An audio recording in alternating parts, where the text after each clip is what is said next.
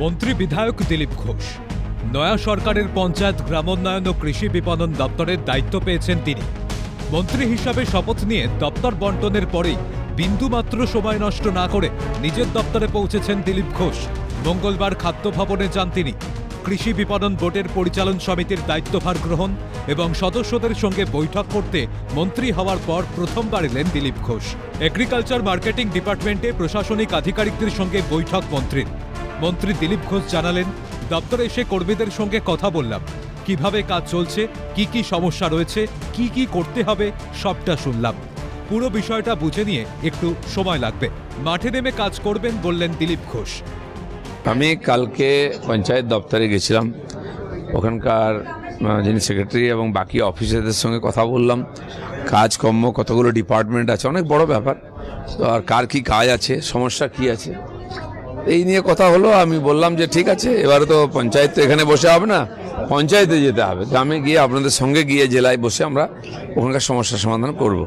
তো সেই কথা হয়েছে। কালকে একটা প্রাইমারি ক্লাস আমার হয়েছে, আজকে এখানে এলাম। মিনা সাহ আছেন সেক্রেটারি, তো ডিপার্টমেন্ট আছে যারা অফিসার, তাদের সঙ্গে কথা হলো।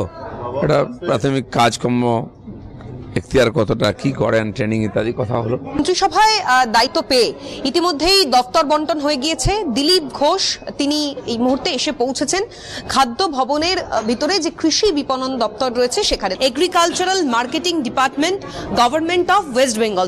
সরকারের যে লোগো, সেই লোগোতে পরিবর্তন এসেছে। আমরা দেখেছি সত্যমেব জয়তে অশোক স্তম্ভ দেওয়া যে লোগো, সেই লোগো এই মুহূর্তে দেখতে পাওয়া যাচ্ছে। তদানীন্তন বা পূর্বতন সরকারের যে লোগো ছিল, অর্থাৎ লেখা যে লোগো, সেই লোগো পরবর্তীকালে সরকার, নতুন সরকার, নয়া সরকার ক্ষমতায় আসার পরেই, সরকার গঠনের পরেই সিদ্ধান্ত নেওয়া হয় সেই লোগো পরিবর্তনের। কৃষকরা বঞ্চিত, সঠিক মূল্য পায় না, এই অভিযোগ দীর্ঘদিনের।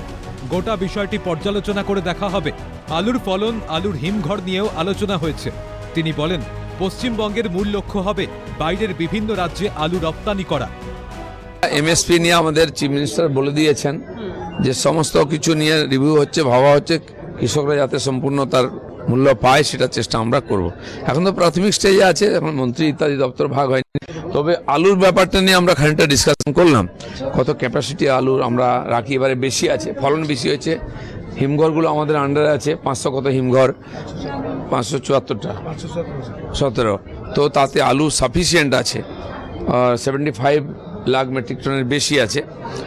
আর সেটা আমরা যাতে অন্য রাজ্যে আলু পাঠানো যায়, সেটাও সিএম কাল বলেছেন যে সারা ভারতবর্ষে আলু পাঠাবো, যাতে আমাদের কৃষকরা, ব্যবসায়ীরা লাভ করতে পারে, নষ্ট যাতে না হয়। আলুর বস্তা ফেলে দেওয়া হয়, আলুর দাম নেই, বস্তার দাম পাওয়া যায়। তো সেই পরিস্থিতি থেকে যাতে কৃষকদের তুলে নিয়ে আসা যায়, তারা 2 টাকা কিলো করে আলু বিক্রি করে, সেটা যেন না হয়, ক্ষতিতে বিক্রি করা, সুসাইড করে, তার পরিবর্তনের জন্য আমরা ভাববো, পরে চিন্তা ভাবনা করে রাস্তা বার করবো। নয়া সরকারের কাছে নয়া প্রত্যাশা। মন্ত্রীরাও যে যার দপ্তর বুঝে দিতে সময় নষ্ট করছেন না বলেই মত ওয়াকিবহাল মহলের। ক্যামেরায় বিধান মাহাতোর সঙ্গে অভিরূপা সাহা, ক্যালকাটা নিউজ।